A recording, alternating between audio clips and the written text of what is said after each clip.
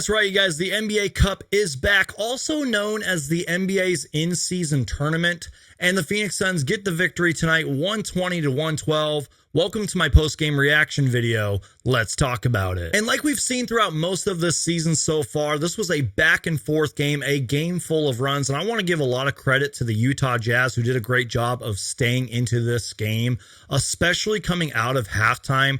They seemed like the more focused team. They were locked in defensively. I believe they outscored the Phoenix Suns 30 to 23. They just had the better third quarter. The Phoenix Suns missed a lot of shots.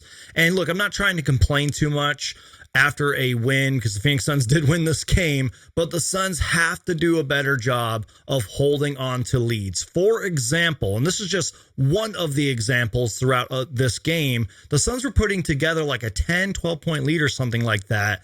Lauri Markkanen just drives in and throws it down. Then a lazy inbound pass. Jordan Clarkson steals it and scores. Timeout Phoenix Suns. Like, it's just like, that's what I'm talking about. Like, just holding on to those leads. And just like my guy John from the Suns Jam Session podcast tweeted out, the Suns need to do a better job of opening quarters. They leave the door open consistently this season by not closing quarters strong. I couldn't have said it any better myself, and I completely agree with that. And even Devin Booker talked about that after the game. Now, I'm paraphrasing what he said here, but Devin Booker talked about how the Suns did show some spurts, and he did acknowledge that they were letting the Jazz back into this game. He said, and I quote, that they're trying to put together a complete game. I also love the fact that he acknowledged that there was a lot of Phoenix Suns fans in Utah tonight. That was pretty cool. But don't get me wrong, you guys, there were some really good things in this game, and let's start with Devin Booker, who had 31 points tonight on 11 for 20 shooting, 5 for 9 from 3, 4 assists, 2 steals, and 2 blocks. Is it safe to say that Devin Booker is back? Bradley Beal had 24 points, 4 assists, 2 steals, 8 for 15 from the field. He also had 4 threes. Now, I believe he left during the fourth quarter around like the 7-something mark. And I was listening to Tom and Tom on the broadcast after the game, and they said it was because of left calf tightness. So hopefully that's nothing too serious. I'll keep you guys updated. Hopefully Bradley Beal's okay. And now let's get to the calf. What happened? It just got tight on me. I think it was probably a little lingering from the knee injury last game, and just kind of some compensation stuff. But it should be all right. It was just a little precautionary. We got one tomorrow. So. Okay. So how's it feel right now? Feels good. It's a little tight still, but hopefully I should be good tomorrow. Okay. See how I feel in the morning. I guess the reason I ask is because Devin said he thought you might have kicked yourself. Yeah, that's a strong possibility. We're looking at the film now, because there was a couple of times which I felt like I could have, like where I felt like it was starting to get tight on me, and me kicking myself was definitely one of them. So, I mean, do you remember when that happened? Yeah, when I was split, the ball screen got fouled. Third quarter, I think end of the third. I split the Clarkson ball screen, got fouled, and like my legs, like from going to that to like crossing over, I like.